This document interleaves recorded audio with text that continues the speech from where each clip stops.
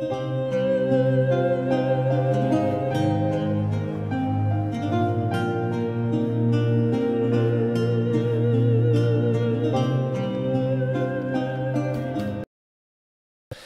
씨는 주관이나 객관적으로 명상을 정말 인정하고 믿고 계시는지, 그리고 확신하고 계시는지, 이런 걸 알고 계시는지, 이런 것들에 대해 물었는데, 저는요, 모든 걸 알 수 있는 존재도 아니고 내가 모든 걸 할 수 있는 존재도 아닙니다. 저는 그저 온전한 존재입니다. 완벽한 존재가 아니라. 그리고 제가 말씀드리는 것도 진리라고 생각하지 않고, 제가 말씀드리는 그조차도 여러분들에게는 여러분들이 참고하시고, 그리고 여러분들이 가시는 길에 조금이나마 보탬이 좀 되면 좋습니다. 부타가 얘기했지만 자신의 법을 진리라고 믿지 마라. 그리고 자신이 떠나고 난 다음에, 열반에 들고 난 다음에 절대 자신을 신격화시켜서, 그리고 어떤 걸 숭상화하지 마라. 그렇게 얘기했듯이 모든 것들은 다 진리라고 하는 것들은 변하지 않는 게 진리이기 때문에 어떤 걸 법이라고 얘기하고 진리라고 얘기하겠습니까? 그냥 제가 모르는 것은 절대 모른다고 얘기를 합니다. 제가 항상 말씀드리지만 공자의 논어에 있습니다. 그런 얘기가, 내가 아는 것을 안다고 하고 모르는 것을 모른다고 하는 것이 아는 것의 기본이라고요. 공자께서도 이렇게 얘기를 했습니다. 내가 안다는 걸 안다고 얘기하고, 저는 명상을 조금 오래 했기 때문에 제가 느끼고 알았던 것들을 여러분들에게 조금 더 가르쳐 드리는 거고, 그리고 여러분들이 모르는 것은 제가 모르는 것입니다. 어떻게 제가 다 알겠습니까? 이 세상이 지나고 나면은 악법도 법이다라고 얘기한 소크라테스처럼 2500년 전에 소크라테스가 어떻게 죽었는지 아시죠? 바로 독배를 마시고 죽었잖아요. 예수님도 결국엔 십자가에 못 박혀서 돌아가셨잖아요.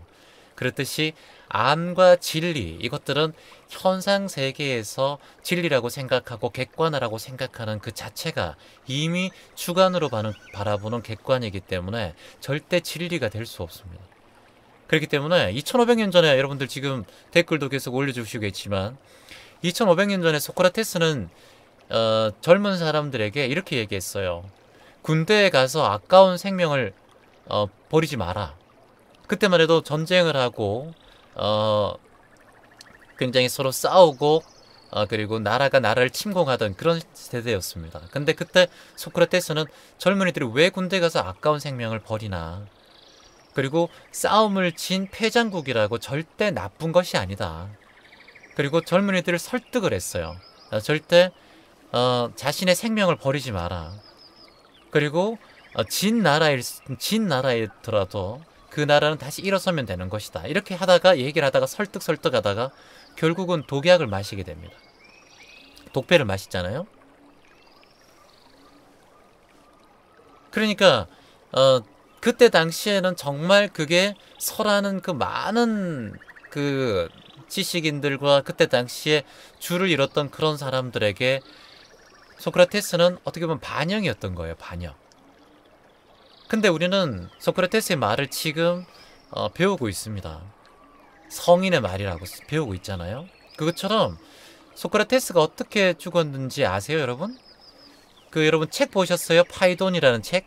파이돈이라는 책에 소크라테스가 어떻게 죽는지 장면이 나와요. 소크라테스가 죽는. 그래서 소크라테스는 우리 4대 성인이니까 소크라테스의 말들을 여러분들 공부를 많이 해보셨을 겁니다. 저보다 더 많이 아실 거예요, 아마. 근데 제가 조금 이렇게 모르시는 분들이 혹시 계시다면 제가 설명을 좀 드린다면은, 파이돈이란 책이 있는데 그 책에 소크라테스가 어떻게 죽게 되는 장면이 나옵니다. 친구가 옆에서 이렇게 죽는 장면에서 소크라테스 옆에서 이렇게 서 있죠. 예. 그래서 친구가 이렇게 얘기하잖아요. 그러니까 독약을 여러 번 마셔도 잘 죽지 않아서 힘들 거라고 걱정이 되니까 소크라테스는 이제 죽으면 빨리 이제 먹고 죽어라 이렇게 얘기하는데, 소크라테스는 이제 그렇게 얘기하잖아요. 내가 죽어서 좋은데 너희들보다 더 좋은데 갈 테니까 걱정하지 마. 너희들은 추구받지 않지 않느냐. 죽으면 나쁘다는 생각이 너희의 걱정이야. 이렇게 얘기해요. 죽는 독배를 먹는 그 순간에도 소크라테스는 살아야만 좋고 죽으면 나쁘고 이런 생각을 이미 뛰어넘은 사람이에요. 이게 이제 우리가 불교에서 얘기하면 불생불멸. 죽어도 뭐 불구부정, 좋고 나쁨이 없고 부정불감, 크고 늘어나는 것도 없고, 이 모든 것들이 소크라테스의 철학과 우리 부타의 철학, 이런 것들이 다 뭐 공자, 조금 이따가 제가 공자 얘기도 해드릴게요.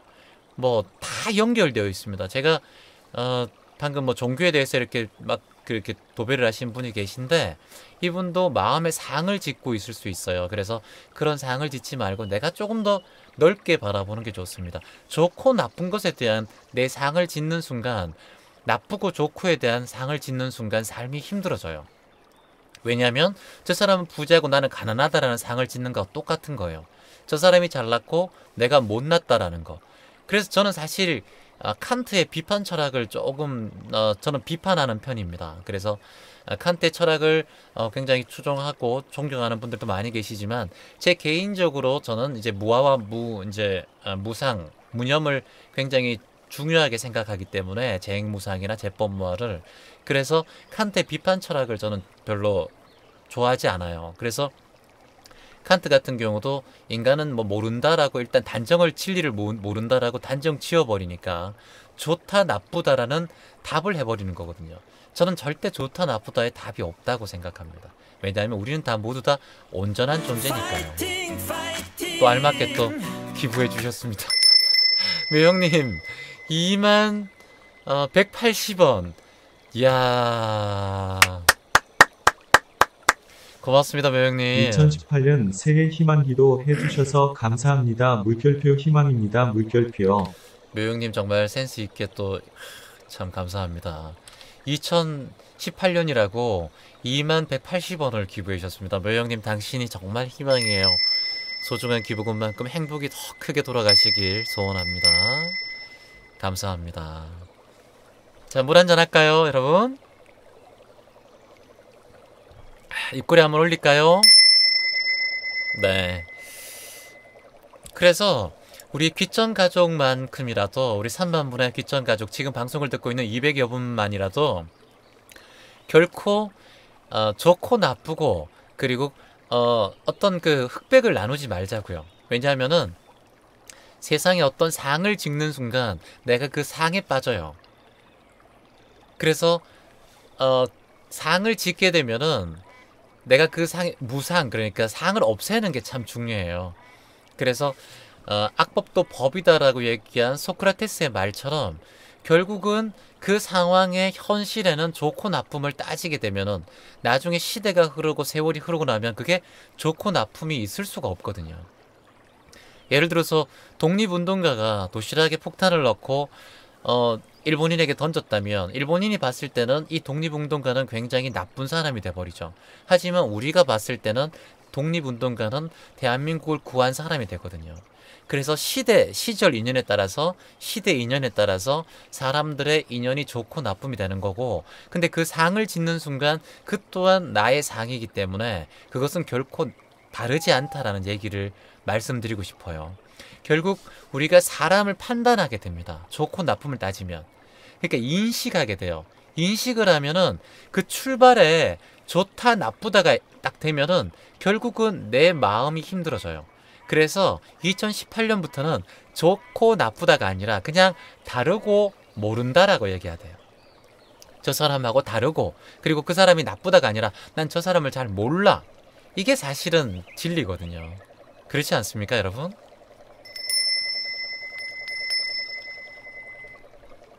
그래서 다름과 모름을 이해하는 과정이 바로 마음 공부입니다.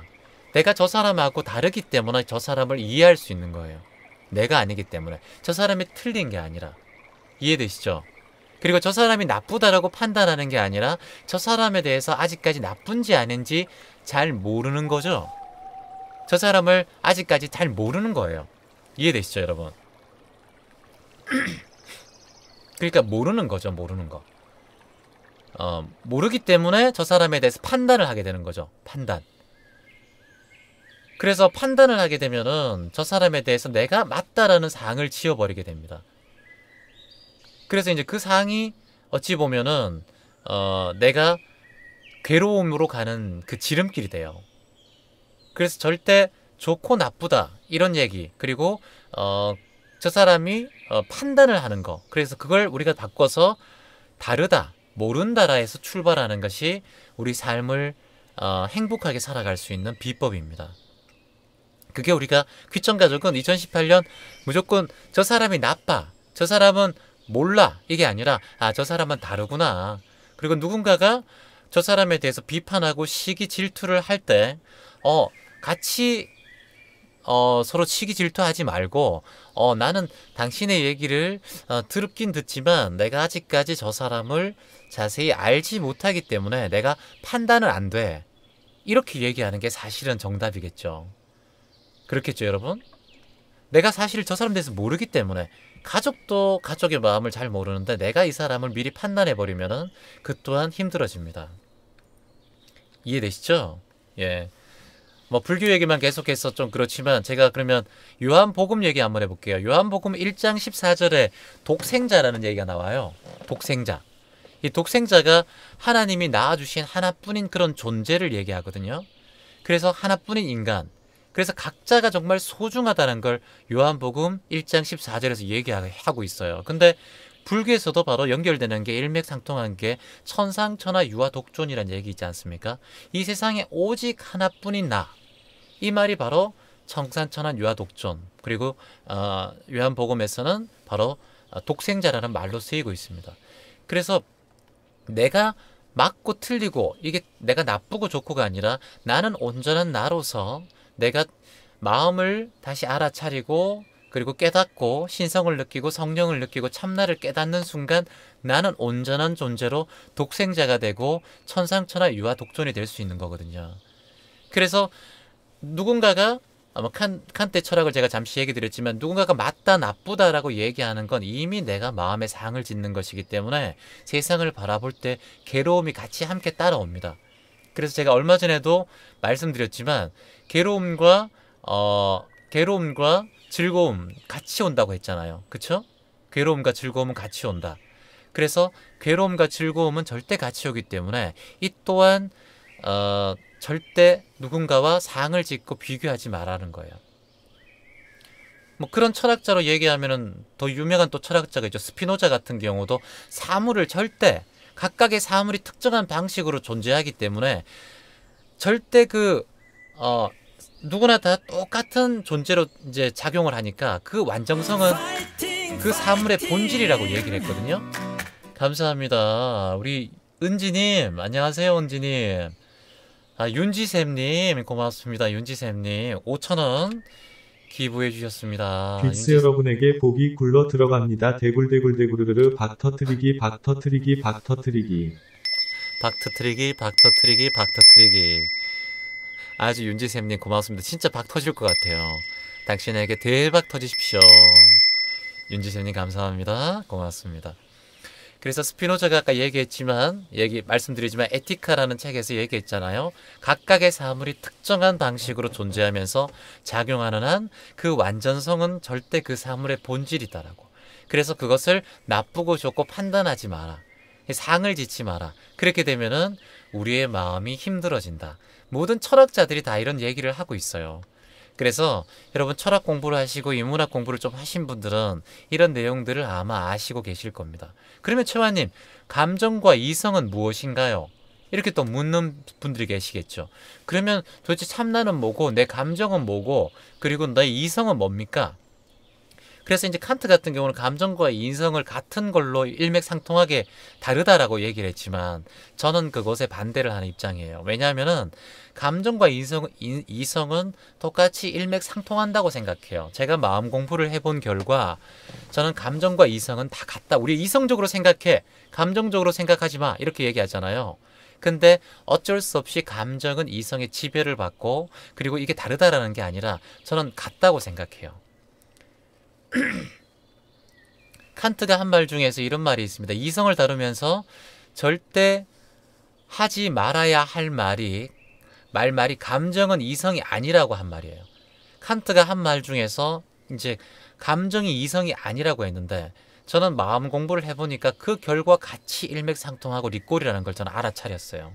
그래서 칸트의 철학에 대해서 물론 칸트의 철학을 이제 위대한 철학이긴 하지만 제가 제 생각이에요. 이거는 제 판단이고 그리고 제가 생각한 겁니다. 그래서 여러분들 절대 여기에 대해서 뭐 제 생각이니까 제가 이제 동양 철학이나 공자의 철학들 이렇게 뭐 공자에는 중용이라는 말이 굉장히 많이 나옵니다.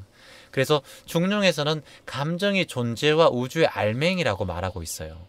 그러니까 중용에서는 감정이 존재와 우주의 알맹이라고 말하고 있는데 저는 여기서 조금 다르게 생각하는 게 공자께서 말씀하신 것 중에서 저는 감정은 나의 존재를 대변하는 것일 수 있지만 우주의 알맹이는 저는 감정이 아니라고 생각해요. 그래서 그 공자의 그런 설과는 저는 반대 입장이거든요. 왜냐하면 저는 우주의 알맹이는 바로 이 잠재의식이라고 생각해요. 네, 우리 90% 우리 몸을 좌지우지하고 있는 그 프로이트의 이 잠재 무의식이라고 생각을 해요. 그래서 우주의 힘을 느끼고 내 잠재 능력이 발현되면 내가 삶을 바꿀 수 있고 새롭게 새 삶을 알아차릴 수 있다라고 생각하거든요. 그래서 뭐 칸트는 감정과 이성이 아니라고 했지만 다르고 저는 결국 같은 거라고 생각하는 거예요. 그래서 사실 이성적이게 생각해 이걸 이제 우리가 일명상통해서 객관적으로 생각해 이런 말을 하잖아요. 근데 저는 이렇게 생각해요. 이 객관화라는 게 사실 저는 오류라고 생각하거든요. 왜냐하면 객관화로 바라보는 건 주관으로 바라보는 것이기 때문이에요. 그것을 우리가 감정이라고 부르잖아요. 객관화하지만 이미 내 주관으로 보고 있는 거예요. 그 주관은 어디에 지배를 받죠? 바로 나의 감정에 지배를 받죠. 내가 본 거, 들은 거, 느낀 거 이런 것들을 그대로 대변하는 게 감정이기 때문에 감정은 곧 나의 주관이 되고 객관화로 바라보지만 이미 내 주관으로 바라보는 게 생겨버리죠. 그래서 이성적인 객관화는 저는 맞지 않다라고 생각하는 겁니다.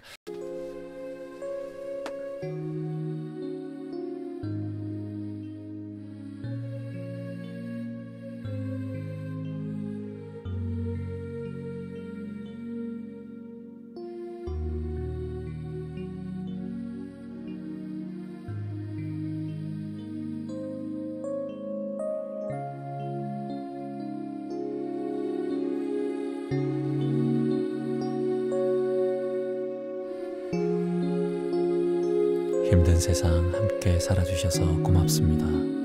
당신이 희망입니다. 더 잘해주지 못해 미안합니다. 매일매일 모든 게 좋아질 겁니다. 당신이 희망입니다.